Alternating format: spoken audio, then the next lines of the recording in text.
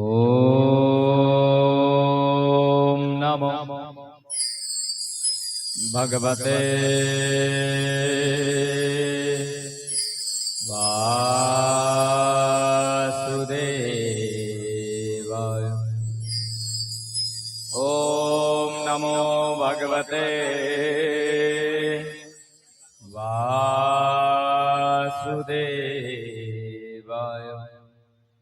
वनिशी विभूषित करार नवनीरदाभा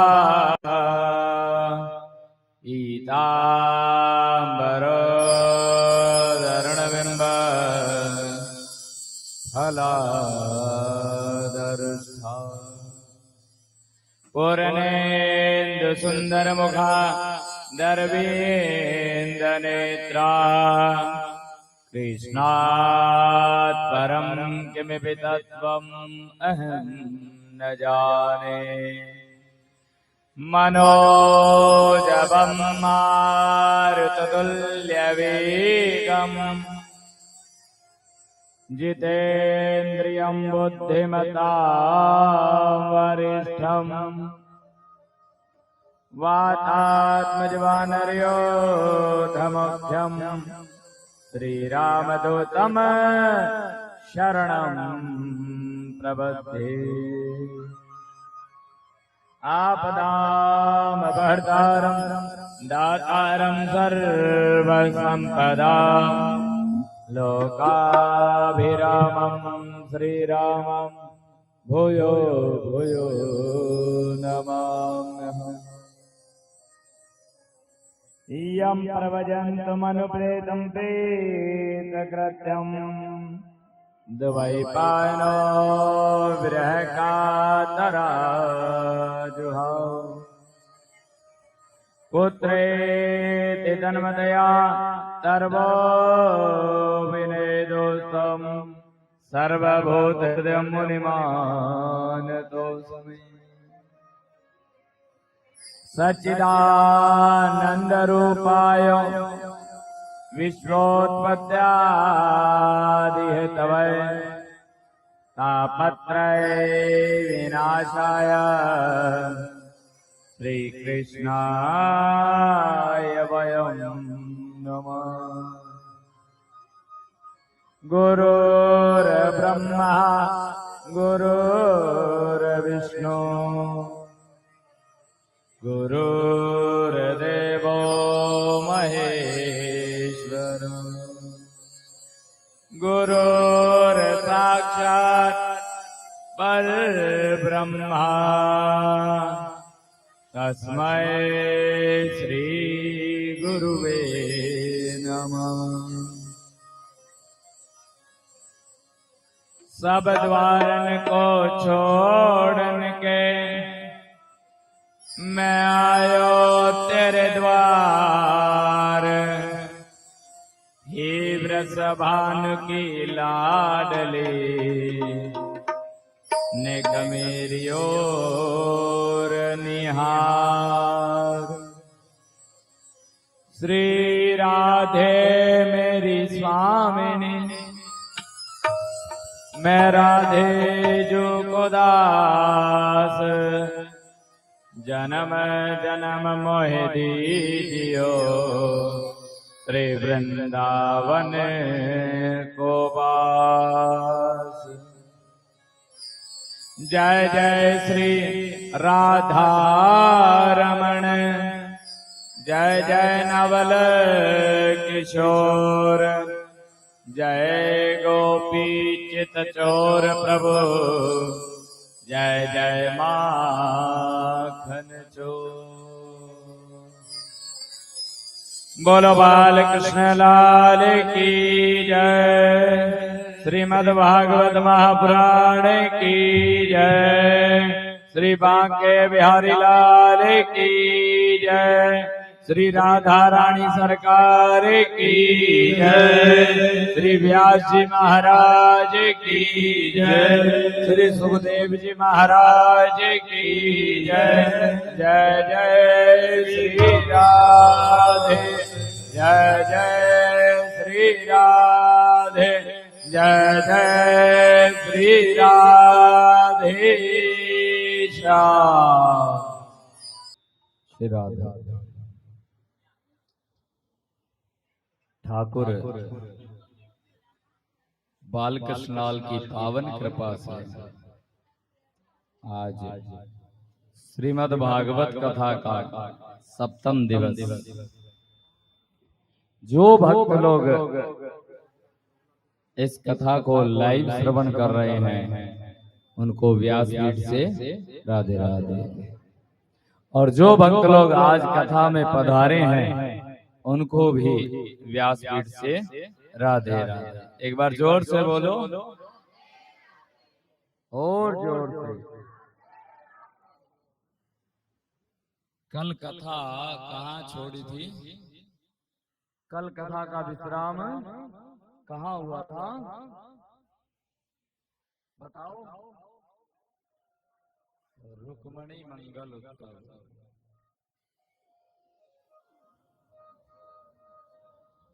बढ़िया, आनंद आया कि नहीं आया? तो एक बार जोर से बोलो, और जोर से।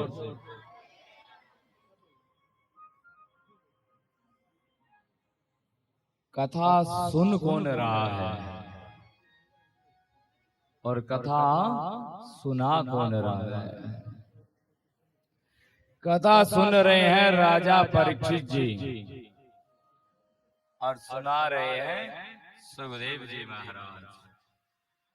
आज मैं पुनः आप सबको फिर से बता देता हूं कि राजा परीक्षित जी को श्राप लगा था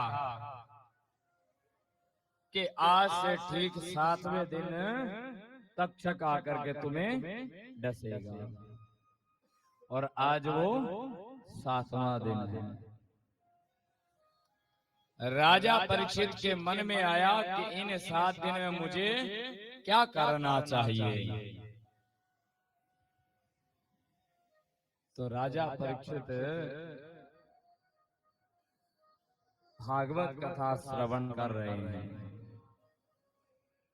और कथा सुनाने के लिए पधारे हैं सुखदेव जी महाराज।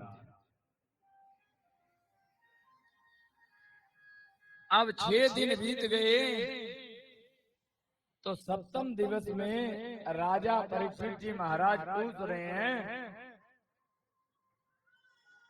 सुखदेव जी से कि महाराज एक बात बताओ, भगवान के तो मैंने सुना है अनन्य विवाह हुए, कृपया कर कर एक एक विवाह की चर्चा कीजिए। तो आज परीक्षित जी ने प्रश्न किया और सुखदेव जी क्या कहते हैं कि राजन, भगवान के अगले विवाह की कथा आती है। सुखदेव जी कहते हैं कि एक थे सत्रजीत,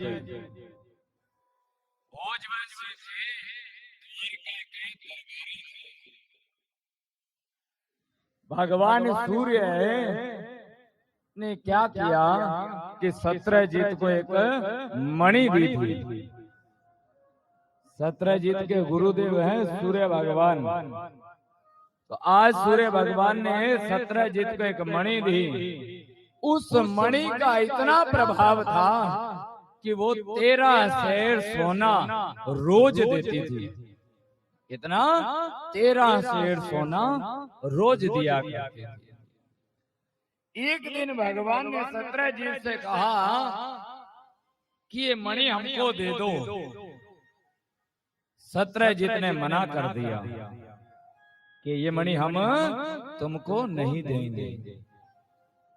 तो आज सत्रजीत ने क्या किया, एक मंदिर बनवाया सूर्य भगवान का और उस मणि की स्थापना करवा दी।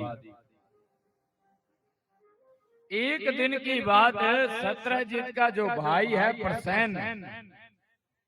प्रसेन ने क्या किया, उस मणि को लिया और गले में लटकाया और गांव-गांव घूम रहा है। सबसे क्या कहता है कि ये मणि पता है किसकी है?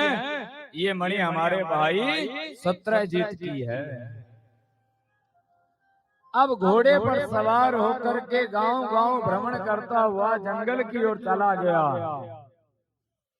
और जैसे ही जंगल में गया तो वहां एक सिंह ने, शेर ने धावा बोला और सैन्य को मारा, घोड़े को मारा और मणि को लेकर चला गया। अब शेर मणि को लेकर के चला गया। जैसे ही जंगल के बीचों बीच गया तो शेर को कौन मिले? भालू मिले। भालू ने क्या किया? उस शेर को मारा और मणि लेकर अपनी गुफा में चले गए। अब जब बहुत समय बीत गया, सत्रजीत सोच रहे हैं कि हमारा भाई अभी तक लौटा नहीं है। जब थोड़ा और समय बीता तो सत्रजीत ने कहना आरंभ कर दिया कि हो न हो, ये मणि जो है वो द्वारकाधीश ने ले ली और हमारे भाई को मार दिया। क्यों? क्योंकि द्वारकाधीश उस मणि को लेना चाहते थे और आज हमारे भाई ने जैसे मणि लेकर के भ्रमण के लिए गए तो हो सकता है कि द्वारकाधीश ने हमारे भाई को मारा होगा और मणि लेकर चले गए होंगे। अब सत्रजीत ने कहना आरंभ किया तो ये बात धीरे धीरे द्वारकाधीश के पास पहुंची और आज द्वारकाधीश को एक झूठा कलंक लगा, क्योंकि मणि को भगवान ने नहीं लिया था, मणि तो कोई और ले गया और इधर आज भगवान को झूठा कलंक लगा। अब जैसे द्वारकाधीश के पास में सूचना पहुंची तो मेरे गोविंद क्या कहते हैं कि मैंने तो मणि को लिया नहीं, पर पता लगाना चाहिए कि मणि गई तो आखिर कहाँ गई। तो आज भगवान सेना को लेकर के जंगल में आए हैं। जंगल में जैसे ही आए तो भगवान ने क्या देखा कि घोड़ा मरा पड़ा है और सैन्य मरा पड़ा है, पर वहां मणि नहीं है। अब वहां क्या देखा? पांव के निशान हैं। उन पांव के निशान के पीछे पीछे भगवान गए। थोड़ी दूर और आगे गए तो क्या देखा? शेर मरा पड़ा है, पर मणि वहां नहीं है। अब भगवान ने सोचा कि यहाँ मणि नहीं है, शेर भी मरा पड़ा है, घोड़ा भी मर गया और परसैन भी मर गया, मणि गई तो गई कहाँ? तो द्वारकाधीश की नजर गई पांव के निशानों पर। वो किनके थे? भालू के पांव के निशान थे। उन पांव के निशान के पीछे पीछे आज गोविंद आए हैं एक गुफा के पास में। उस गुफा के पास में आकर के देखा यहाँ पांव के आने के निशान समाप्त हो गए, आगे पांव के निशान नहीं है। द्वारकाधीश समझ गए कि हो न हो मणि इस गुफा में ही है। अब सभी सेना को कह दिया कि आप सभी यहाँ द्वार पर रुकिए, मैं अंदर जाकर देख कर आता हूँ। तो सारी की सारी सेना द्वार पर रुक गई और आज गुफा के अंदर मेरे गोविंद आए हैं। पूरा अंधेरा छाया हुआ है गुफा में। जब थोड़ा और अंदर आए तो क्या देखा? एक सुंदर सी कन्या मणि को लेकर के उससे खेल रही है, मणि से खेल रही है। द्वारकाधीश ने कहा कि देवी ये मणि हमको दे दो।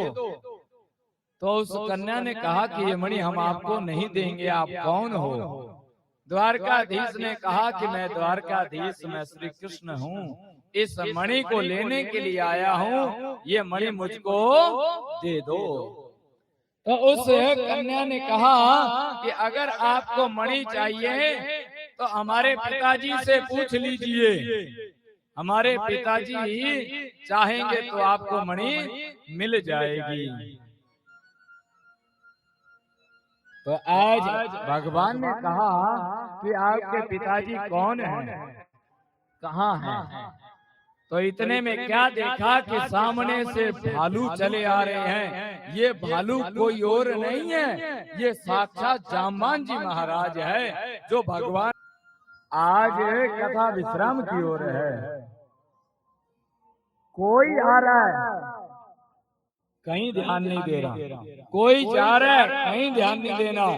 ध्यान देना है तो केवल कथा की ओर ध्यान देना है, क्योंकि आज कथा विश्राम की ओर बढ़ रही है। तो आज भागवत जी कहती है कि जो 6 दिन में नहीं आ पाए, अगर वो सप्तम दिवस में आ जाते हैं तो पूरी भागवत का फल मिल जाता है। और अगर सप्तम दिवस में आकर के भी आप इधर उधर ध्यान करेंगे, बातें करेंगे, तो कथा का कोई लाभ नहीं होगा। इसलिए केवल एकाग्र होकर के आज कथा श्रवण कर लीजिए। बस एक बार जोर से बोलो, और जोर से।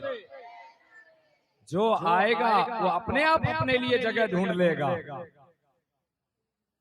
मैंने ना एक कथा में ये बात देखी है कि जब कोई मैया कथा में आती है ना, जैसे प्रणाम करेगी, अब जो मैया बैठी होगी ना, उसकी जानकारी में होगी, इन्ना आजा, इन्ना आजा, मेरे करना आजा, आजा आजा। अपनी जान पहचान वाली को पहले बुलाई, आ मेरे करना, जगह बना दी, आज। अरे मैया ओ, ना तो वो किसी के कहने से आते हैं, ना किसी के बुलाने से आते हैं, ना वो अपनी इच्छा से आते हैं। जब तक मेरे गोविंद कृपा नहीं करते, वो भागवत में आ ही नहीं सकते। जो भागवत में आ गया, उसको कहीं ना कहीं स्थान अपने आप मिल जाएगा। इसलिए जो कोई आ रहा है, अपने आप बैठते जाएंगे, कहीं ध्यान मत दो, केवल कथा की ओर ध्यान दो। तो आज जैसे जामवान जी ने देखा, तो जामवान जी ने प्रणाम किया कि महाराज आइए, कैसे आना हुआ। द्वारकाधीश ने कहा कि ये मणि लेने के लिए आए हैं, ये मणि हमको दे दो। तो जामवान जी कहते हैं कि ऐसे नहीं, पहले हमारे साथ 2-2 हाथ करने होंगे, हमारे साथ 2-2 हाथ करने होंगे, फिर मणि हम आपको देंगे। देखिए जामवान जी कोई और नहीं है, ये भगवान राम जी की सेना में थे। तो जब भगवान राम जी की सेना में थे ना, तो उनके मन में 2 भाव आए थे। 2 भाव कौन से? एक भाव तो ये था कि जामवान जी जब सेना में थे, जब युद्ध के लिए गए, तो भगवान राम जी ने, जामवान जी सबसे बुजुर्ग हैं, सेना में सबसे बड़े हैं। जब घर में कोई सबसे बड़ा होता है तो कोई भी कार्य हो पूछ करके किया जाता है। तो आज जामवान जी के मन में 2 भाव आए। क्या भाव आए थे? जब जामवान जी बैठे हैं तो राम जी युद्ध कर रहे हैं ना, तो युद्ध करने से पहले राम जी ने एक बात जामवान जी से पूछ करके किया। जामवान जी मंत्री हैं, बैठे बैठे बस आदेश देते रहते, तुम ये करो, वो करो, ये करो। तो जैसे ही युद्ध चल रहा है, तो जामवान जी के मन में 2 भाव आए। एक भाव तो ये कि मैं राम जी से 2-2 हाथ करूं, मैं भी राम जी से युद्ध करना चाहता हूं। और दूसरा भाव ये कि राम जी मेरे पुत्र बन करके आए, मेरे पुत्र बने। तो भगवान राम जी ने मानो मन ही मन कह दिया था कि जामवान जी इस जन्म में तो ये सफल नहीं है। क्यों? क्योंकि आप हमारे हो मंत्री, सबसे बुजुर्ग। पहली बात ये कि हम आपसे झगड़ा नहीं कर सकते, 2-2 हाथ नहीं कर सकते। और दूसरी बात पुत्र बनने की, तो जब कृष्ण अवतार में आएंगे तो आपकी ये दोनों बातें पूरी होंगी। आज जैसे ही गुफा में आए हैं, जामवान जी ने देखा, जामवान जी ने कहा कि मैं आपसे 2-2 हाथ करना चाहता हूँ। आज दोनों बातें पूरी करने आए हैं गोविंद। पहली बात दो दो हाथ। आज भगवान कहते हैं कि ठीक है जामान जी, जैसी आपकी इच्छा। आज जामान जी युद्ध कर रहे हैं, किनके साथ में?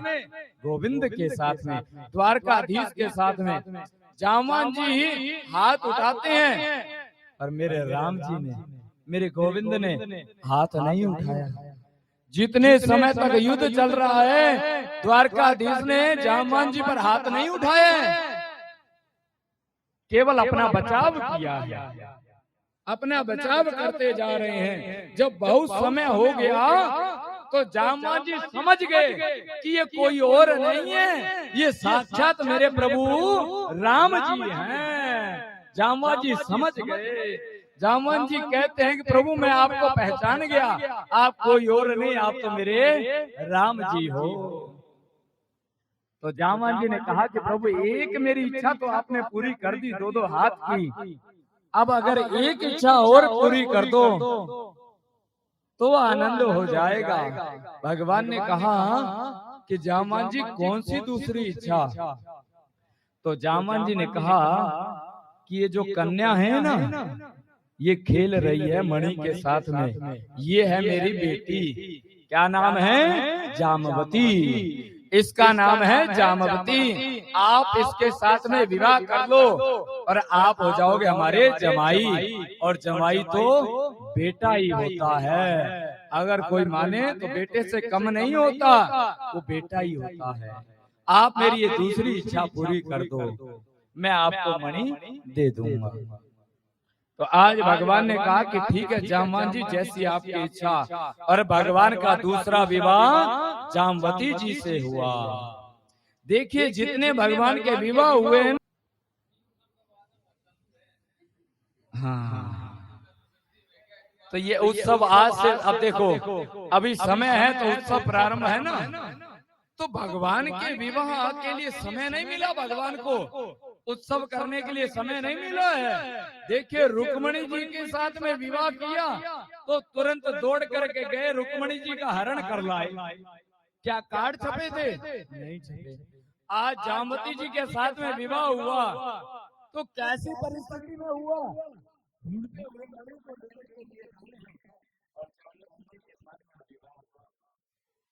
अब जामवती जी के साथ में दूसरा विवाह हुआ तो उस मणि को लेकर के जामवान जी ने मणि को दिया, मणि को लेकर के आज आए हैं सत्यजीत के पास में। सत्यजीत के पास में मणि को लेकर के आए तो द्वारकाधीश ने कहा सत्यजीत से कि लो ये आपकी मणि। ये मणि थी जामान जी के पास में, ये मणि को आप लो। अब सत्यजीत मानो कहते हैं कि प्रभु हमने आपके ऊपर झूठा कलंक लगाया, हमें पता चल गया कि ये मणि आपने नहीं ली, हमें क्षमा करो। तो भगवान कहते हैं कि ठीक है आप ये मणि रख लो। तो सत्यजीत कहते हैं कि प्रभु ऐसे मणि नहीं रखेंगे। तो कैसे रखोगे? तो सत्यजीत क्या कहते हैं कि अगर आप ये मणि हमें वापस लौटाना चाहते हो ना, तो ये मणि हम कब ही रखेंगे जब ये जो हमारी कन्या है ना, क्या नाम है? सत्यभामा। ये हमारी कन्या सत्यभामा के साथ में आप विवाह कर लो तो ही हम इस मणि को रखेंगे। अब भगवान सोच में पड़ गए कि अगर ये मणि सत्यजीत नहीं लेंगे तो जो झूठा कलंक है वो लगा ही रहेगा, और अगर ये झूठा कलंक को धोना है तो सत्यभामा के साथ में विवाह करना पड़ेगा। आज भगवान ने तीसरा विवाह किसके साथ में किया? सत्यभामा के साथ में किया। सत्यभामा के साथ में विवाह हुआ। भगवान मणि देना चाहते हैं। सत्यजीत कहते हैं कि इस मणि को अब हम नहीं ले सकते, हमने आपको मणि दहेज में दी। अब भगवान फंस गए। जैसे ही दहेज में मणि देना चाहते हैं तो भगवान क्या कहते हैं कि सत्यजीत जी ये मणि आप हमको देना चाहते हैं दहेज में, और अगर इस मणि को हमने लिया दहेज में पहले ही एक झूठा कलंक तो लगा ही हुआ है, दूसरा कलंक और लग जाएगा कि द्वारकाधीश ने लिया दहेज। हमें दहेज नहीं चाहिए, हमें ये मणि नहीं चाहिए। और आज भगवान ने मणि को लेने से मना कर दिया। और सत्यभामा के साथ में भगवान का तीसरा विवाह हुआ। तो सुखदेव जी कहते हैं कि राजन, आज भगवान का विवाह सत्यभामा के साथ में हुआ। और आगे विवाह हुआ कालिंदी के साथ में, फिर और विवाह हुआ मित्रविंदा के साथ में, और फिर विवाह हुआ नागजीती के साथ में, एक और विवाह हुआ भद्रा के साथ में, एक और विवाह हुआ लक्ष्मणा के साथ में, और फिर विवाह हुआ सत्या के साथ में। ये सभी भगवान की पटरानियां हैं। कितनी हैं? 8 पटरानियां हैं भगवान की। 8 भगवान के विवाह हुए हैं। अब इन 8 विवाहों की चर्चा सुखदेव जी ने की ना, तो राजा परीक्षित कहते हैं कि महाराज एक बात बताओ, भगवान की क्या 8 विवाह हुए?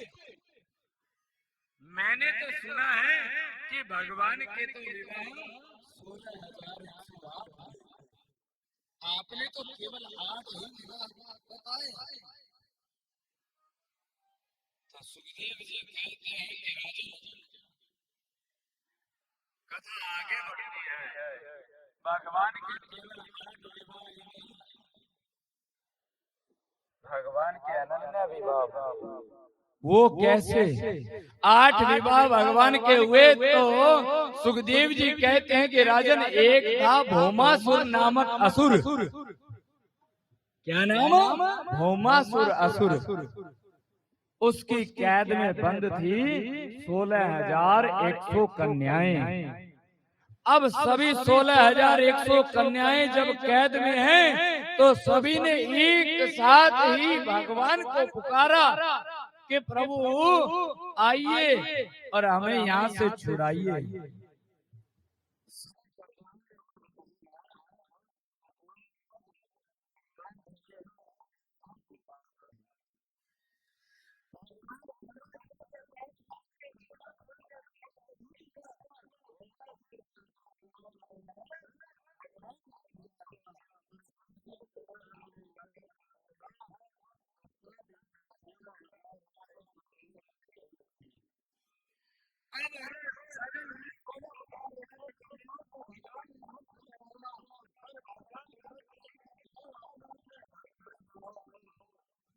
तो सभी कन्याओं ने कहा कि प्रभु अब हम घर जाने के लायक नहीं रही, अब हम घर किस मुंह को लेकर के जाएंगे? इतने समय से हम भौमासुर की कैद में बंद थी। जब कोई कन्या एक रात भी बाहर रह जाती है तो लोग क्या क्या कहने लग जाते हैं। तो प्रभु हम तो न जाने कितने समय से इनकी कैद में बंद हैं, आप कहते हो घर चले जाओ, हम घर जाने के लायक नहीं रही। तो भगवान ने कहा क्या चाहती हो? तो सभी कन्याओं ने कहा कि प्रभु एक ही रास्ता है। वो क्या रास्ता है? कि हम सबके साथ में आप विवाह कर लो। तो आज प्रभु सोच रहे हैं फिर से कि पीछे 8 बैठी हैं, एक दिन उसके पास में, एक दिन उसके पास में, कभी यहाँ कभी वहां, और ये कह रही हैं हमारे साथ भी विवाह करो। फिर भगवान ने सोचा कि अगर विवाह इनके साथ में नहीं करूंगा तो ये घर जाने के लायक तो रही नहीं, बोल रही है, फिर कहाँ जाएंगी? तो आज भगवान ने क्या किया? एक ही मुहूर्त में सबके साथ में अपना अनन्य रूप बनाया और सबके साथ में मेरे गोविंद ने विवाह किया। तो अब सुखदेव जी कहते हैं कि भगवान की कितनी पटरानियां हुई? 16,104। अच्छा 105। 16,108। अब भगवान की पत्नियां 16,108 हो गई। ये 16,100 कन्याएं कौन थी?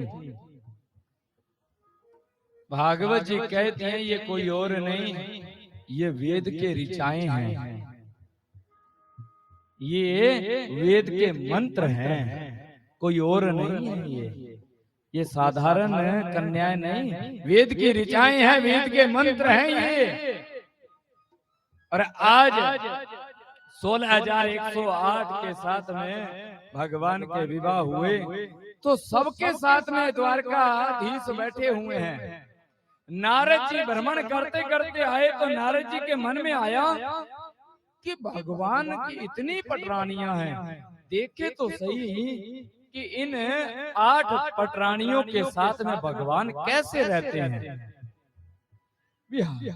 हमने सुना है कि एक पत्नी संभलती नहीं, ये 8 पटरानियों को कैसे संभाले बैठे हैं? जरा जाकर देखूं तो सही। नारद जी जैसे ही द्वारका पहुंचे हैं तो जैसे ही कक्ष में आए तो क्या देखा कि रुक्मिणी मैया जो है वो पांव दबा रही है और हमारे द्वारकाधीश लेटे हुए हैं। रुक्मिणी मैया ने स्वागत किया, नारद जी बैठे हैं। रुक्मिणी मैया गई और नारद जी के लिए 4 लड्डू लेकर के आई और कहा कि महाराज खाइए। नारद जी ने उन लड्डुओं को खाया। बात करते हुए प्रस्थान कर रहे हैं कि प्रभु कैसे आना, बस मिलने आ गया प्रभु। अब उस कमरे से, उस कक्ष से नारद जी बाहर आए तो दूसरे कक्ष में गए कि जामवती जी के कमरे में जाकर देखता हूँ वहां है कि नहीं। जामवती जी के कक्ष में जाकर के देखा तो भगवान बैठे हुए हैं और जामवती जी खड़ी हुई है। भगवान बैठे हैं, जामवती जी खड़ी, कोई ना कोई बात कर रहे हैं। नारद जी को देखा तो जामवती जी ने कहा कि आइए आइए महाराज। नारद जी सोच रहे हैं कि अभी दूसरे कमरे से निकल करके मैं इस कमरे में आया हूँ, इतनी जल्दी ये द्वारकाधीश यहाँ कैसे आ गए? देख रहे हैं कहीं अंदर से कोई गेट तो नहीं है कि मेरे आने से पहले ही उस द्वार से आ गए हों। सोच रहे हैं। इधर जामवती जी अंदर गई और 4 लड्डू लेकर के आई। अब 4 लड्डू जामवती जी ने दिए, नारद जी ने 4 लड्डुओं को खाया। खाने के बाद में प्रणाम किया और नारद जी जा रहे हैं। भगवान फिर पूछ रहे हैं कि नारद जी कैसे आना हुआ? कि प्रभु बस ऐसे ही आपके दर्शन करने का मन हुआ, आ गया। अब नारद जी ने सोचा कि सबसे आखिरी वाला जो कमरा है ना, वो किसका है? वो है मित्रविंदा का। कि देखना चाहता हूं सबसे आखिरी में ये कैसे पहुंचते हैं। अब तुरंत दौड़े दौड़े मित्रविंदा के कक्ष में गए तो मित्रविंदा के कक्ष में जाकर के क्या देख रहे हैं कि भगवान तो वहां भी है, मित्रविंदा पास में बैठी हुई है और भगवान भी बैठे हुए हैं। नारद जी ने देखा कि ये कैसे हो सकता है कि सबके साथ में भगवान है, इतनी जल्दी भगवान यहाँ कैसे आ गए हैं? प्रणाम किया तो मित्रविंदा अंदर गई और लड्डू लेकर के आई 4। तो नारद जी ने कहा नहीं नहीं मैया ये लड्डू नहीं खाने। भगवान क्या कहते हैं कि मित्रविंदा से कि देवी पहले ही 8 लड्डू खा चुके हैं, इनका पेट भर चुका है, पहले ही 8 लड्डू खा के आए हैं। नारद जी भगवान के मुख की ओर देख रहे हैं कि इनको यहाँ कैसे पता चला कि मैं पहले ही 8 लड्डू खा चुका हूँ। तो भगवान मुस्कुराते हुए कहते हैं कि नारद जी खा लो, जिस जिस कक्ष में जाओगे मुझे पाओगे, जिस जिस कक्ष में भी तुम जाओगे मैं वहीं पाऊंगा, मैं सर्वत्र हूँ। गोस्वामी तुलसीदास जी कहते हैं हरि व्यापक सर्वत्र समाना, प्रेमते प्रकट होई में जाना, कि भगवान सर्वत्र है। भगवान कहते हैं नारद जी ऐसा कोई स्थान है जहाँ मैं ना हूँ? ऐसा कोई स्थान नहीं है। नारद जी कहते हैं प्रभु मान गए आपको, और आज नारद जी प्रणाम करके चले गए। तो इधर सुखदेव जी कहते हैं कि राजन, एक दिन की बात भगवान के मन में आया कि औरों की पत्नियां हैं ना जो झगड़ा करती रहती हैं, रुक्मिणी जी जो है वो कभी झगड़ा नहीं करती। औरों की पत्नियां जो है वो झगड़ा करती रहती हैं, रुक्मिणी जी ने कभी झगड़ा नहीं किया। आज हास परिहास करके देखते हैं कि क्रोध में रुक्मिणी जी कैसी लगती है। तो आज भगवान रुक्मिणी जी से क्या कहते हैं कि देवी एक बात बताओ, आपने हमें ऐसा क्या देखा? हम तो कोई सुंदर भी नहीं है, काले हैं और सीधे भी नहीं, हम तो टेढ़े भी हैं, और हम कैसे लगते हैं? अच्छे नहीं लगते। ऐसा हमें आपने क्या देखा जो आपने हमसे विवाह किया? हमें तो कोई चोर भी कहता है, कोई कुछ कहता है, कोई रणछोड़ भी कहता है, और रुक्मिणी कुछ बोल नहीं रही। और आज भगवान क्या कहते हैं कि देवी एक बात बताओ, अभी भी कोई देर नहीं हुई है। तुम्हारे विवाह के समय में बड़े बड़े योद्धा आए थे, शिशुपाल आया था, अभी भी कोई देरी नहीं हुई है। अगर तुम चाहो तो अभी भी शिशुपाल के साथ में विवाह कर सकती हो। जब ये बात कही तो रुक्मिणी मैया को लगा कि कहीं प्रभु मेरा त्याग ना कर दे। रुक्मिणी मैया के मिंबा जैसे होठ सूखने लगे, हाथ में से कंगन अपने आप निकलकर गिरने लगे हैं, और जैसे ही रुक्मिणी मैया चक्कर खाकर गिरने लगी, मेरे प्रभु ने पकड़ लिया, गिरने नहीं दिया। रुक्मिणी मैया कहती है कि प्रभु शिशुपाल के साथ में उनका विवाह होता है जिनका सत्संग से कोई लेना देना नहीं होता, और मुझे तो मेरे सदगुरुदेव का सत्संग प्राप्त था। मैं मन ही मन आपको चाहती थी। तो आज भगवान क्या कहते हैं रुक्मिणी से कि देवी मैं तो आपसे हास परिहास कर रहा था, मैं देखना चाहता था कि आपने कभी क्रोध नहीं किया, मैं देखना चाहता था कि आप क्रोध में कैसे लगती हैं, केवल आपका क्रोध देखना चाहता था। लेकिन रुक्मिणी मैया ने कभी क्रोध नहीं किया। तो आज इधर सुखदेव जी कहते हैं कि राजन, भगवान की कितनी पत्नियां? 16,108। सभी से भगवान के कितने पुत्र हुए? 10-10 पुत्र हुए, एक एक कन्या हुई। भगवान के जो पुत्र हैं ना, उनके भी 10-10 पुत्र हुए और एक एक कन्या हुई। अब भगवान लीला करते जा रहे हैं, शिशुपाल इत्यादि कई वध हुए, बहुत सी लीलाएं हो गई। तो आज परीक्षित जी महाराज कहते हैं कि महाराज मारने काटने की तो बहुत सी कथाएं हो गई, कोई ऐसा भक्त, ऐसे भक्त की कथा सुनाओ जिस भक्त के जीवन भर दरिद्रता ही दरिद्रता रही, दुख ही दुख था। मैंने सुना है भगवान का एक ऐसा भक्त भी है जिसके जीवन में दुख है, दरिद्रता है, पर कभी भगवान को उलाना नहीं दिया। उस भक्त की गाथा सुनाओ जरा।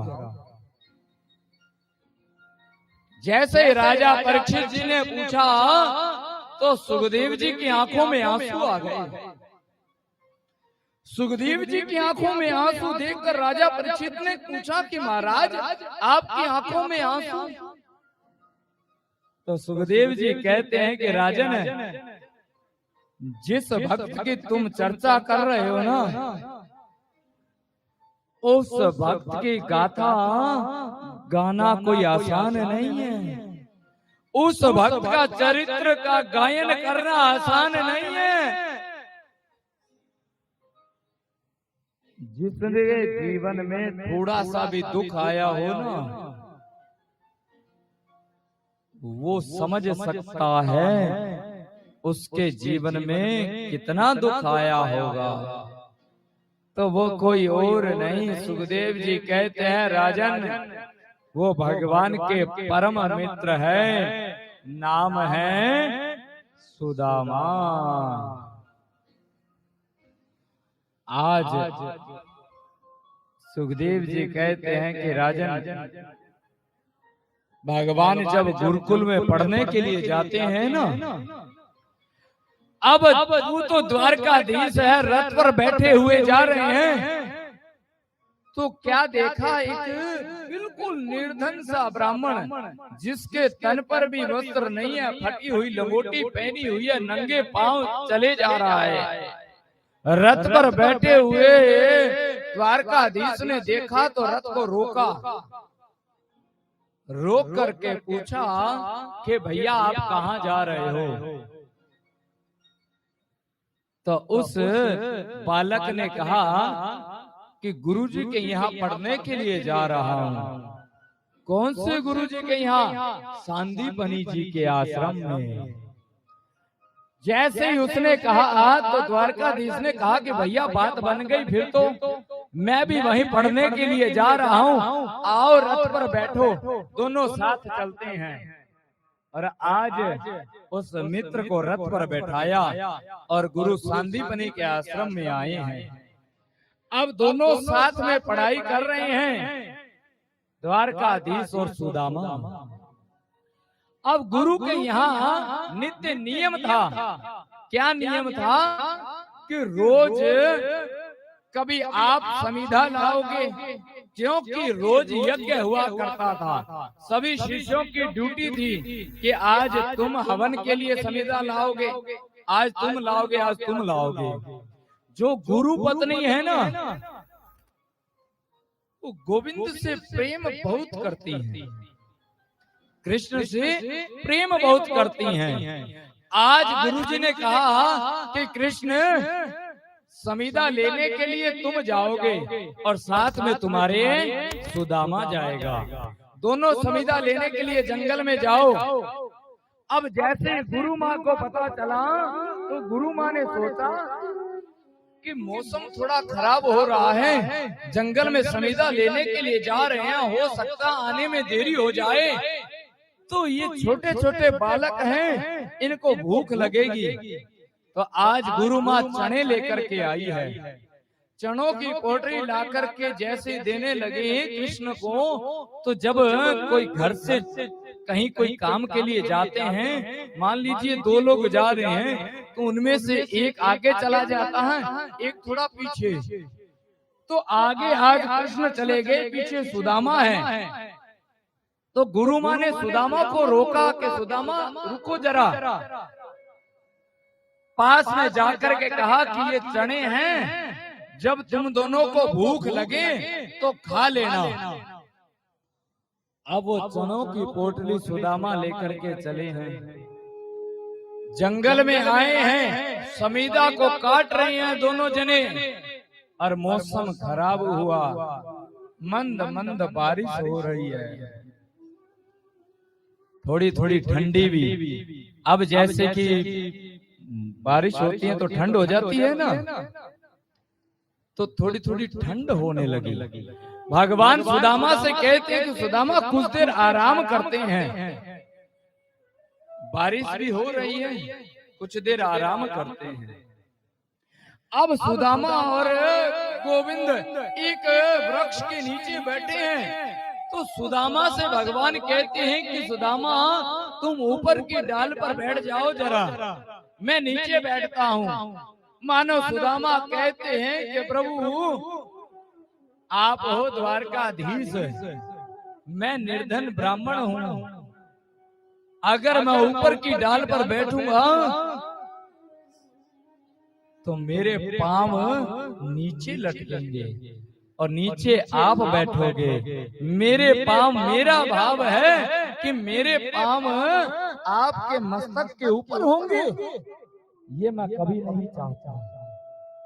मैं तो ये चाहता हूं कि मैं नीचे बैठूं और प्रभु आप ऊपर जाओ।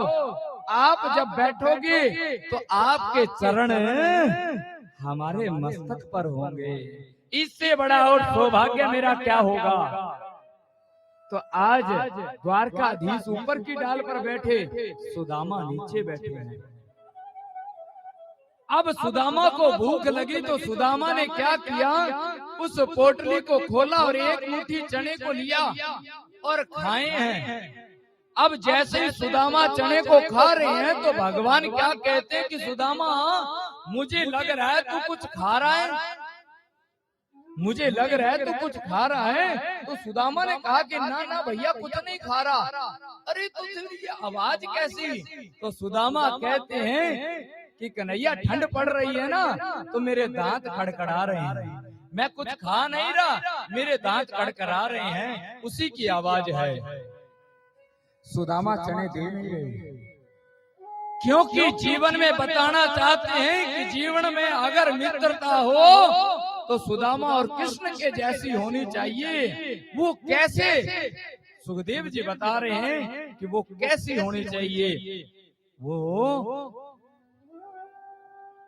सुदामा ने एक मुट्ठी खाई, दूसरी मुट्ठी फिर भरी, फिर खाई। भगवान फिर कहते हैं कि मुझे पता है सुदामा तुम कुछ ना कुछ खा रहे हो, मुझे भी भूख लगी है, मुझे भी दो ना।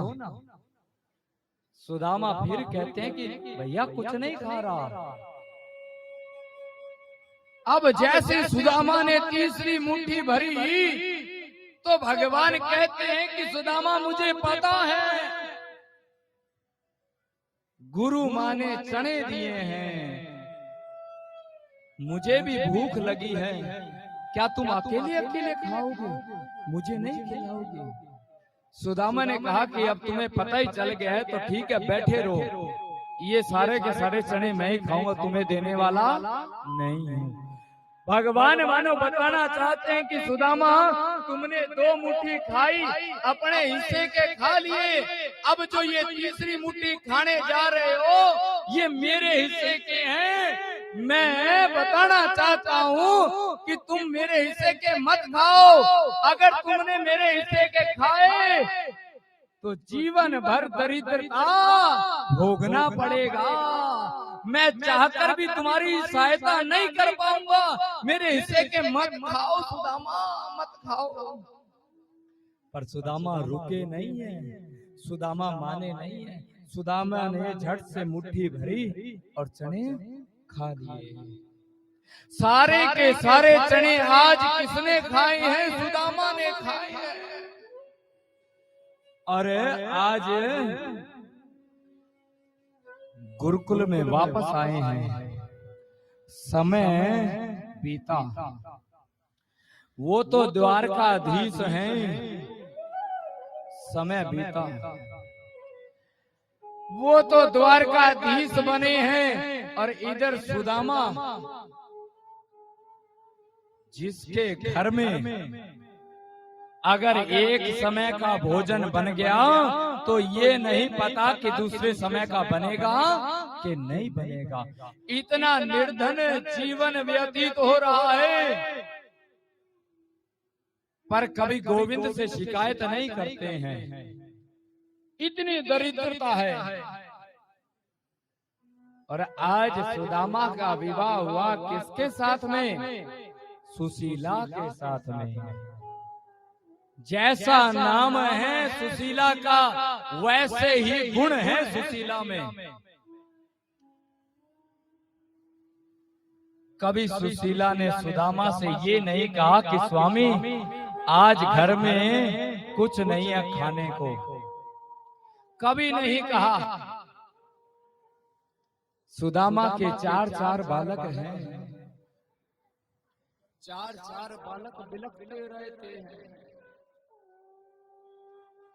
आज छोटे छोटे बालक मैया से कहते हैं कि मैया भूख लगी है, कुछ खाने को दो ना। सुशीला कहते हैं कि बेटा चिंता मत करो, तुम्हारे पिताजी आएंगे, कुछ ना कुछ लेकर के आएंगे, कुछ ना कुछ लाएंगे।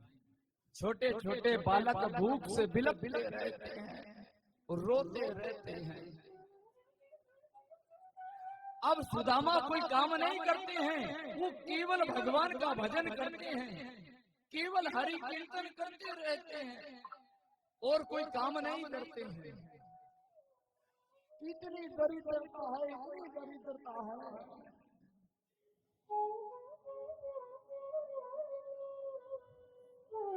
आज बच्चे कहते हैं कि मैया भूख लगी है।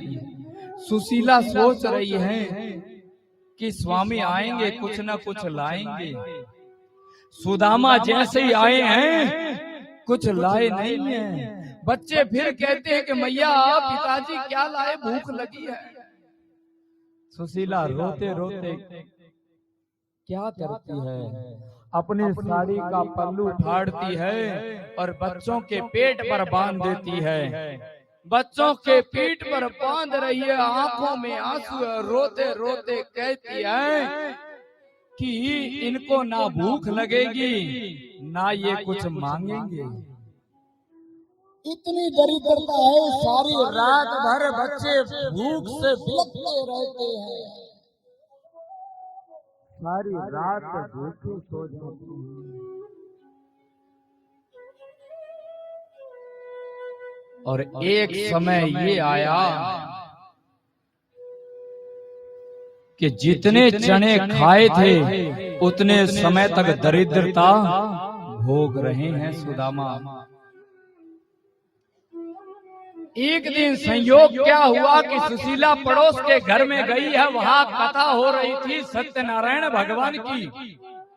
सत्यनारायण भगवान की कथा सुनकर के जैसे ही सुशीला प्रसाद लेकर के आ रही है तो आज उनको एक महात्मा मिले हैं। वो महात्मा कोई और नहीं है, वो स्वयं मेरे द्वारकाधीश महात्मा बन करके आए हैं। और क्या कहते हैं कि देवी एक बात बताओ। सुशीला ने कहा कि महाराज पूछो। महात्मा ने कहा कि देवी एक बात बताओ कि तुम्हारे पति करते क्या हैं, और दूसरी बात कि तुम्हारे घर इतनी दरिद्रता क्यों है। सुशीला कहती है कि बाबा मेरे पति कुछ नहीं करते, मेरे पति केवल भगवान का भजन करते हैं, केवल भगवान का कीर्तन करते हैं। और आप कहते हो कि तुम्हारे घर दरिद्रता क्यों है। मैं बताना चाहती हूँ कि बाबा ये जो दरिद्रता है ना हमारे घर, ये तो हमारे गोविंद का प्रसाद है, और ये प्रसाद समझकर हम खा रहे हैं। ये दरिद्रता नहीं है, ये तो प्रसाद है। तो महात्मा क्या कहते हैं कि देवी एक बात बताओ, तुम्हारे पति के बचपन के मित्र है द्वारकाधीश, तुम्हारे पति के बचपन के मित्र है द्वारकाधीश, एक बार उनके पास भेजो ना, अपने पति को केवल एक बार भेजो तो सही। तो आज सुशीला क्या कहती है कि बाबा एक बात बताओ, क्या मैं अपने पति को मांगने के लिए भेजूं? मांगने के लिए नहीं भेज सकती, वो है द्वारकाधीश, वो कहाँ और हम कहाँ। क्या मैं अपने पति को मांगने के लिए भेजूं? अरे नहीं देवी, मांगने के लिए नहीं भेजना, केवल भेजो तो सही, बस भेजना है। इतनी बात कह करके वो महात्मा चले गए। इधर सुशीला जैसे ही अपने घर आई है, सुदामा भजन कीर्तन संध्या वंदन करके आए, तो सुशीला क्या कहती है कि स्वामी एक बात बताओ, क्या द्वारकाधीश आपके बचपन के मित्र हैं? तो आज सुदामा क्या कहते हैं कि देवी हाँ, वो मेरे बचपन के मित्र है, हम साथ गुरुकुल में पढ़ा करते थे, साथ खेला करते थे। अब वो कहाँ द्वारकाधीश और हम कहाँ, वो तो हमें भूल भी गए होंगे। तो सुशीला क्या कहती है कि स्वामी एक बार जाओ तो सही, केवल एक बार जाओ तो सही। वही बात सुदामा कहते हैं कि देवी क्या मैं मित्र के पास मांगने के लिए जाऊं? सुशीला ने कहा कि मांगने के लिए नहीं जाना, केवल एक बार जाओ तो सही। सुदामा ने मना किया। फिर सुशीला कहती है कि स्वामी आप अपने लिए नहीं, आप मेरे लिए नहीं, केवल इन छोटे छोटे बिलखते हुए बच्चों के लिए तो जाओ, केवल जाओ तो सही। तो सुदामा कहते हैं कि ठीक है देवी, अगर तुम कहती हो तो मैं जाता हूँ, पर मैं एक बात बताऊं तुम्हें, गुरु के यहाँ, रिश्तेदारों के यहाँ, मंदिर में और सखा के यहाँ कभी खाली हाथ नहीं जाना चाहिए, कुछ ना कुछ लेकर के जाना चाहिए कि प्रभु कोई मिलने के लिए आया है आपसे, कोई मिलने के लिए आया है, द्वार पर खड़ा है। भगवान ने पूछा कौन है, क्या नाम है?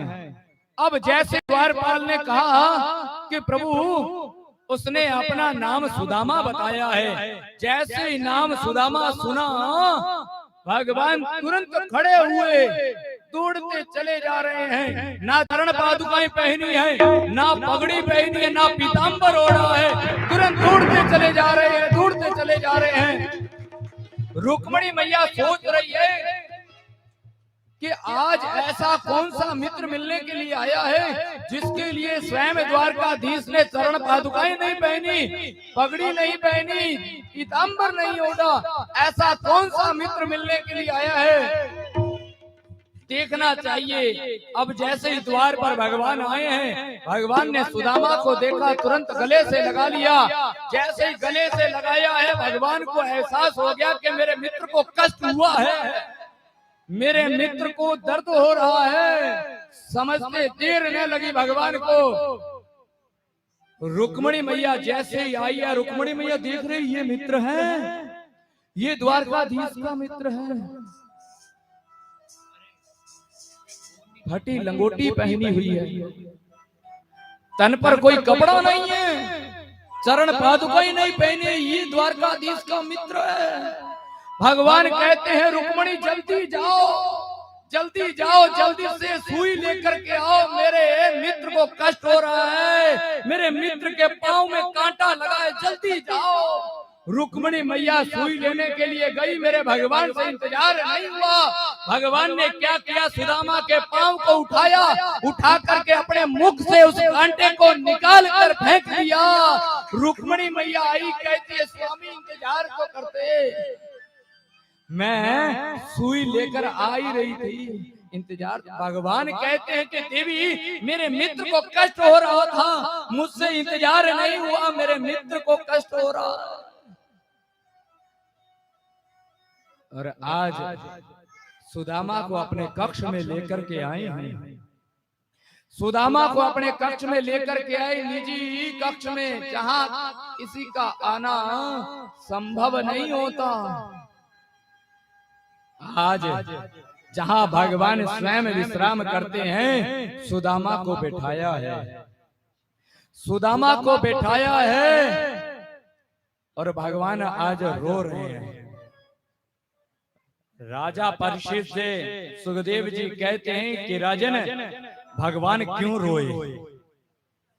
आज भगवान क्यों रोए, बताना चाहते हैं कि भगवान की आंखों में आंसू आए तो क्यों आए। वो इसलिए आ रहे हैं कि भगवान कहना चाहते हैं कि सुदामा, तूने मेरी बात नहीं मानी, तूने मेरे हिस्से के चने खाए थे, मैंने तुम्हें रोका था। अगर तुम रुक जाते तो आज ऐसी दशा ना होती तुम्हारी। मैं द्वारकाधीश हूँ, मैं चाहकर भी तुम्हारी सहायता नहीं कर सका। क्यों? क्योंकि जितने तुमने मेरे हिस्से के चने खाए थे उतने समय तक दरिद्रता भोगना था। मैं चाहकर भी तुम्हारी सहायता नहीं कर सका। आज मेरे गोविंद रो रहे हैं, बताना चाहते हैं कि जीवन में कैसी भी परिस्थिति आ जाए पर कभी किसी के हिस्से का मत खाना। वो तो भगवान के सखा थे, भगवान के मित्र थे। जब उनको दरिद्रता भोगना पड़ा तो आप और हम क्या चीज हैं। किसी के हिस्से का जीवन में कभी नहीं खाना चाहिए। अगर तिनका भर भी किसी के हिस्से का मिल गया खाने को तो दरिद्रता भोगना पड़ेगा, भोगना पड़ेगा। आज भगवान रो रहे हैं। इधर सुखदेव जी की आंखों में आंसू है। सारी रात भगवान सुदामा के पास में बैठे हैं।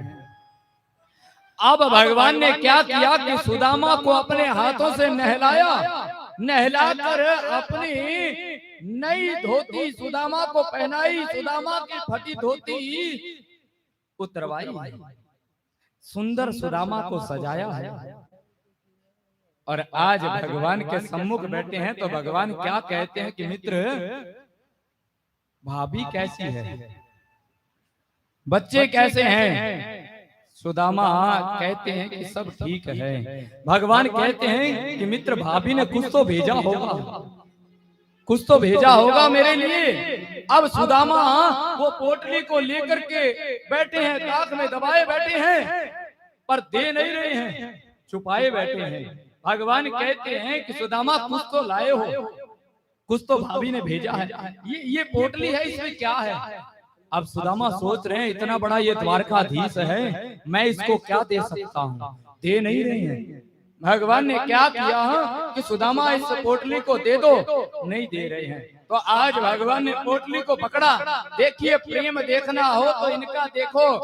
भगवान है पोटली को पकड़कर खड़े हैं, सुदामा पोटली को दबा। परिहास की बात है, सुशीला के हाथ में है आईफोन।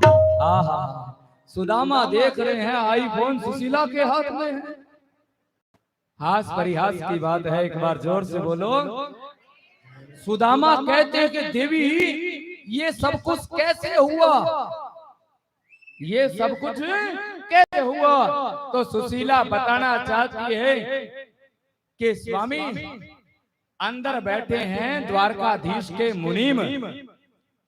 ये जब आप गए थे तो ये मुनीम आए हैं और द्वारकाधीश की कृपा से अब सब कुछ है हमारे पास में। तो सुदामा ने सोचा द्वारकाधीश का मुनीम आया है, देखूं तो सही अंदर जाकर। सुदामा जैसे ही अंदर गए हैं, अंदर जाकर के क्या देखा कि मुनीम बैठे हैं। अब मुनीम कैसे होते हैं, आप सबने देखा होगा कि पगड़ी पहनी होती है और चश्मा यहाँ नाक पर, और कुछ ना कुछ लिख रहे होते हैं। अब जैसे ही वो कुछ ना कुछ लिख रहे थे, सुदामा ने मुनीम को देखा। तो सुदामा ने जैसे ही देखा, सुदामा कहते, सुशीला, ये कोई मुनीम नहीं है, ये तो स्वयं द्वारकाधीश बैठे हुए हैं, ये तो स्वयं कृष्ण है। सुदामा कहते हैं कि कृष्ण, एक बात बताओ, जब तुम्हें यहाँ आना ही था तो मुझे साथ ही ले आते, मुझे अकेला क्यों छोड़ा। तो आज भगवान कहते हैं कि सुदामा, हमारे जैसे अभिमानी लोग, हमारे जैसे अभिमानी लोग रथ पर चलते हुए अच्छे लगते हैं और तुम्हारे जैसे भक्त लोग पृथ्वी पर चलते हुए अच्छे लगते हैं। तुम्हारे जैसे भक्त लोग जब पृथ्वी पर चलते हैं तो पृथ्वी भी धन्य हो जाती है। तो आज भगवान कहते हैं कि सुदामा, तुमने जितने मेरे हिस्से के चने खाए थे ना, उतने समय तक दरिद्रता भोगना पड़ा तुम्हें, और वो समय पूरा हुआ। आज तुम्हारे यहाँ कोई कमी नहीं है, अब कोई कमी नहीं रहेगी।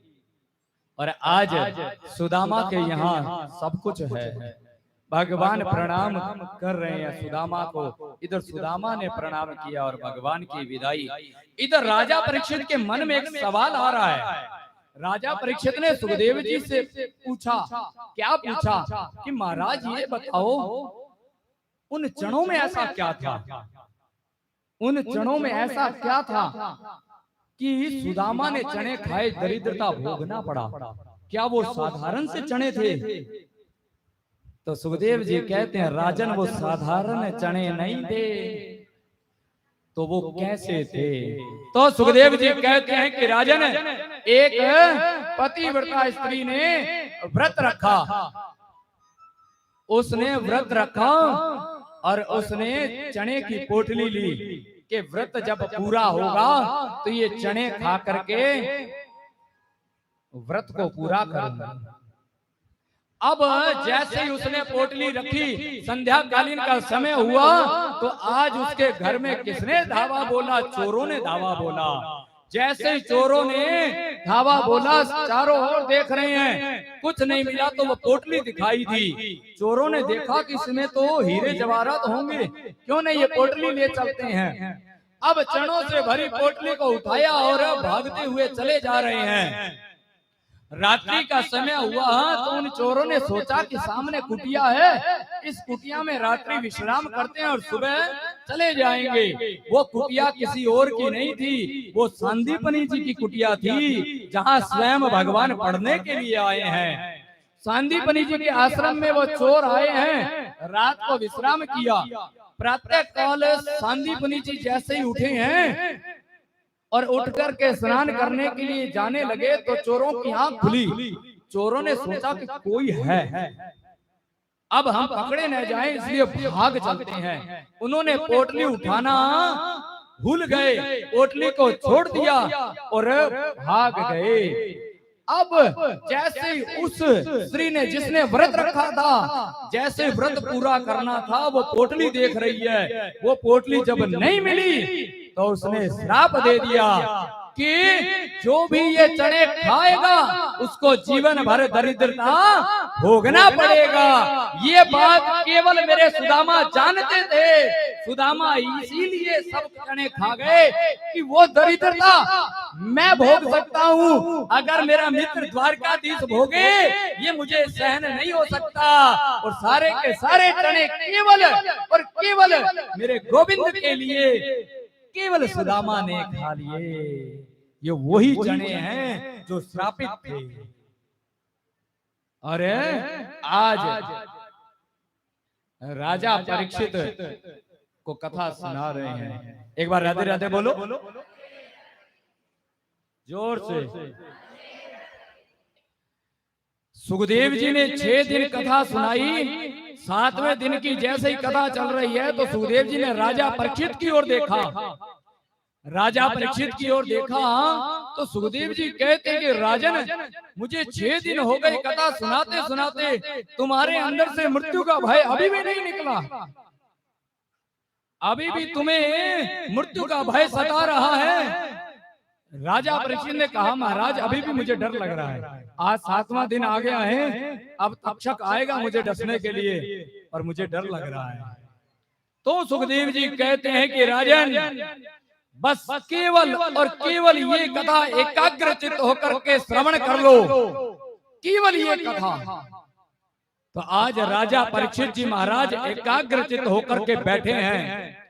पूरा शांत वातावरण है, सारे के सारे महात्मा चुप होकर के बैठे हैं, बस यही कथा श्रवण करने जा रहे हैं। सुखदेव जी कहते हैं कि राजन, एक राजा जो जंगल में शिकार खेलने के लिए जाता है, शिकार खेलते खेलते जंगल में बहुत आगे निकल जाता है, सेना पीछे छूट जाती है।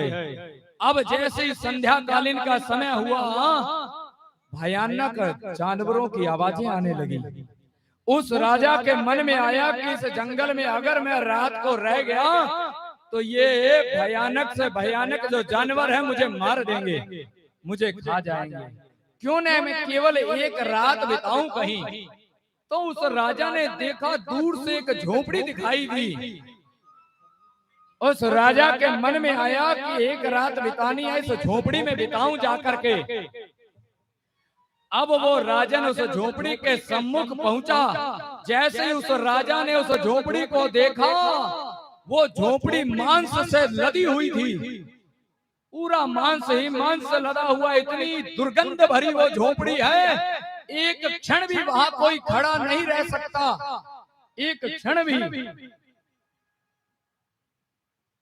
पर उस राजन ने सोचा कि अगर मैं बाहर रहूंगा तो मुझे जानवर मार देंगे, क्यों न एक रात ही तो बितानी है, इस झोपड़ी में बिता लेता हूं। अब जैसे ही उस झोपड़ी के द्वार को खटखटाया, वो झोपड़ी थी एक बहेलिये की, जो इतना बुजुर्ग हो चुका था कहीं बाहर जा नहीं सकता था। अब जैसे उसने उस झोपड़ी को खोला, उस राजा ने झोपड़ी को देखा, अंदर मांस ही मांस पड़ा हुआ है। उस बहेलिये ने एक कोने में मलमूत्र त्यागने की जगह बना रखी थी। इतनी दुर्गंध भरी वो झोपड़ी है। राजन ने देखा इतनी दुर्गंध आ रही है उसमें, पर फिर उसने सोचा कि एक रात ही तो बितानी है।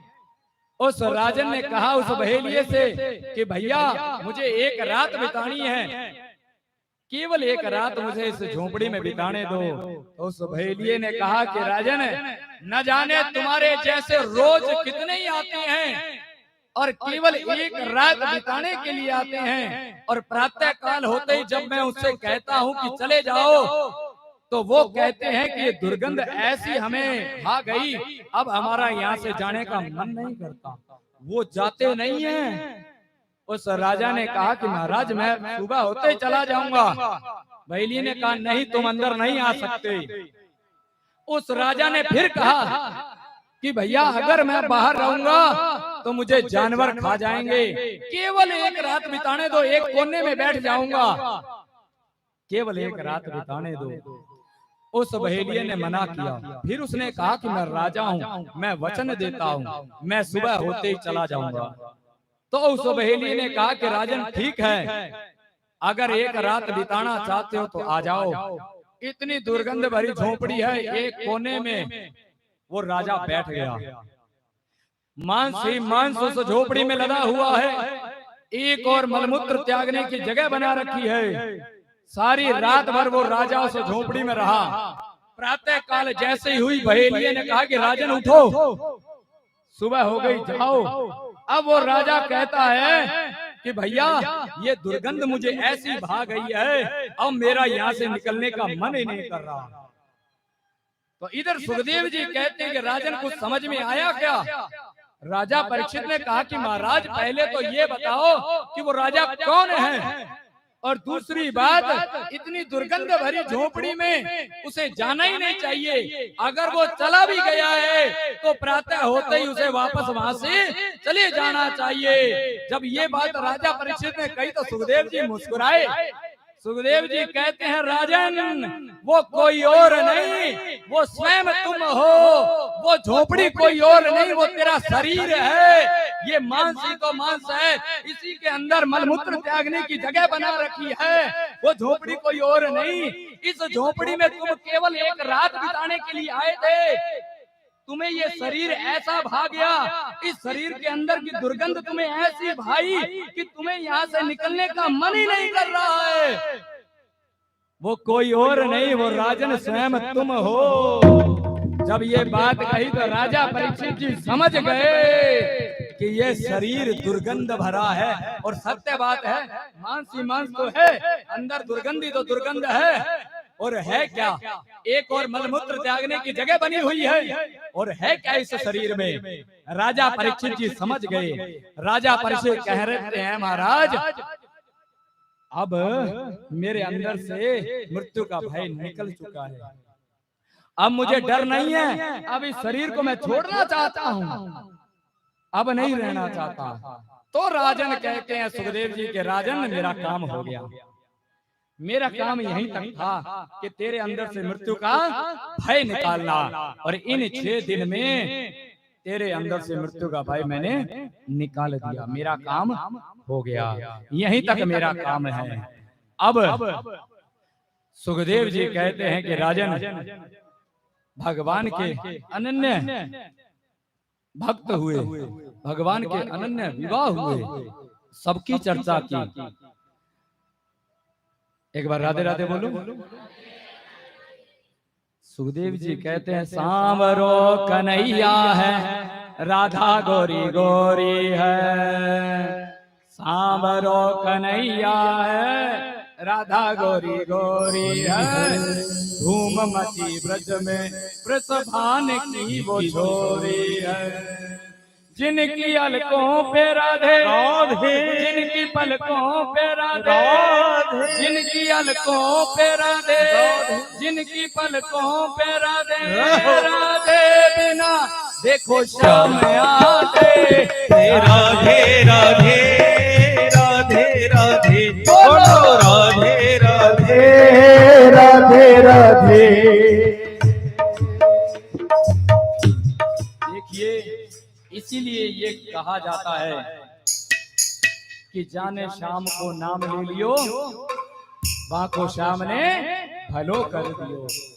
राधे के बिना शाम आते हैं, इसलिए पूरे ब्रज में केवल और केवल राधे राधे गाया जाता है, वहां राम राम नहीं बोलते, केवल राधे राधे। तो इधर सुखदेव जी कहते हैं कि राजन यहाँ तक मेरा काम था, मेरा काम हो गया। और आज सुखदेव जी फिर कहते हैं कि राजन भगवान की जो पत्नी है ना जामवती जी, जामवती जी के जो पुत्र है सांब, बड़े सुंदर भी है, चंचल भी है। भगवान के पुत्रों ने क्या किया, सांब के पेट पर कपड़ा बांधा, धोती पहनाई, और एक समय आया कि चतुर्मास करने के लिए महात्मा पधारे मेरे गोविंद की कृपा से। आज जैसे ही पेट पर कपड़ा बांधा, साड़ी पहनाई, और सब के सब पुत्र लेकर के महात्माओं के सामने आ गए, महात्माओं के पास में आकर के बोले महाराज ये है हमारी बहू, इसे आशीर्वाद दो, इसके क्या होगा, इसके लड़का होगा कि लड़की होगी। महात्मा कहते हैं हमसे हंसी करते हो, हमसे मजाक करते हो, हम बताना चाहते हैं कि ना तो इसके लड़का होगा ना इसके लड़की होगी, इसके तो लोहे का मूसल निकलेगा। और जब कपड़ा हटाया तो लोहे का मूसल निकला। महाराज उग्रसेन ने छोटे छोटे उसके टुकड़े करवाए और समुद्र के किनारे फेंकवा दिए। अब जैसे समुद्र के किनारे फेंकवा दिए, उस समुद्र के किनारे पहनी पहनी घास उत्पन्न हो गई, जिससे सारे यदुवंशी लड़कर समाप्त हो गए। कहते हैं उसमें से एक टुकड़ा मछली ने लिया और मछली से बहेलिये ने लिया, और भगवान आज एक वृक्ष के नीचे खड़े हैं। उस बहेलिये ने उस टुकड़े से तीर बनाया, और जैसे तीर को चलाया है वो तीर आकर के कहाँ लगा, भगवान के चरणों में लगा है। भगवान के चरणों में तीर जरूर लगा, पर कहीं कहीं फोटो में ये दिखाया जाता है कि भगवान के चरणों से रक्त निकला, रक्त नहीं निकला। ये देखना भी भागवत जी कहती है पाप है। रक्त नहीं निकला, तीर जरूर लगा पर रक्त नहीं निकला। भगवान क्या शरीर छोड़ करके गए? नहीं, भगवान सह शरीर वहां से विदा हो रहे हैं, अपने धाम जा रहे हैं। और जब भगवान धाम जाने लगे ना, तो आज भगवान के सम्मुख कौन है? उद्धव जी महाराज हैं। उद्धव जी ने कहा कि प्रभु आप जा रहे हो? भगवान ने कहा कि उद्धव जी जो आया है सो जाएगा।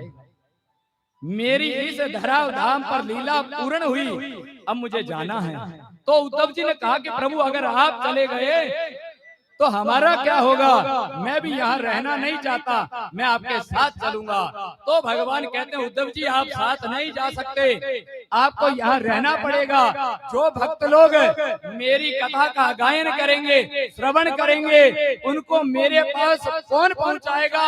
उद्धव जी आप पहुँचाओगे, इसलिए आपको इस धराधाम पर रहना पड़ेगा। तो उद्धव जी ने कहा कि प्रभु हम आपके बिना नहीं रह सकते, आपको यहाँ रहना पड़ेगा। तब भगवान कहते हैं कि ठीक है उद्धव जी, अगर आप कहते हो तो मैं कहीं नहीं जाता। तो आज भगवान के अंदर से एक तेज निकला, वो तेज भागवत में समा गया। और ये भागवत कोई और नहीं है, ये भागवत भगवान की वांगमय मूरत है। स्वयं साक्षात मेरे भागवत भगवान हैं ये। और इधर जैसे ही भगवान की विदाई हुई, समय वो आया, कौन सा? तक्षक के आने का। अब तक्षक चला है भगवान को डसने के लिए। इधर राजा परीक्षित ने पूरी गलियों को फूलों से सजा दिया है। गलियों से फूलों से गलियां सजाई है। क्या कि कौन आने वाले हैं? आज वो तक्षक आने वाले हैं जो मुझे आकर के डसेंगे। गलियों को फूलों से सजाया है। राजा परीक्षित जी महाराज के अंदर से मृत्यु का भय तो निकल चुका है, केवल शरीर बाकी था। और आज तक्षक आया है। जैसे तक्षक को देखा राजा परीक्षित ने प्रणाम किया है। क्या महाराज आइए आइए, आपका स्वागत है। तक्षक कहना चाहता है कि महाराज आप बहुत बड़े धर्मात्मा हैं, पर आपको लगा है श्राप। क्या लगा है? राजा परीक्षित को श्राप लगा कि शमीक ऋषि के गले में सर्प डाला। शृंगी ऋषि ने श्राप दिया कि जिसने मेरे पिता के गले में सर्प डाला है, आज से ठीक 7वें दिन तक्षक सर्प आकर के उसको डस लेगा। और महाराज आज वो 7 दिन पूरे हुए और मैं आ गया। तो राजा परीक्षित मानो कहते हैं कि महाराज आपने आने में चाहे देरी कर दी हो, मैं तो स्वागत के लिए पहले से ही खड़ा हूँ। आज तक्षक आए हैं और तक्षक ने जैसे राजा परीक्षित को डसा, राजा परीक्षित का शरीर जलकर भस्म हो गया। राजा परीक्षित तो पहले भगवान में मिल चुके थे, केवल शरीर बाकी था। और आज राजा परीक्षित को मोक्ष मिला।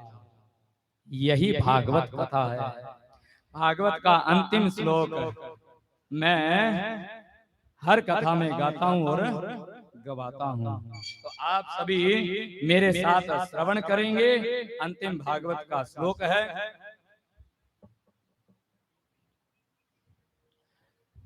नाम संकीर्तनम यस्य सर्व पाप प्रणाशनम प्रणामो दुख शमनम तम नमामि हरिं परम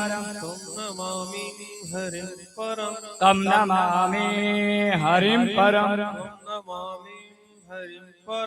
तम नमामि हरिं परम।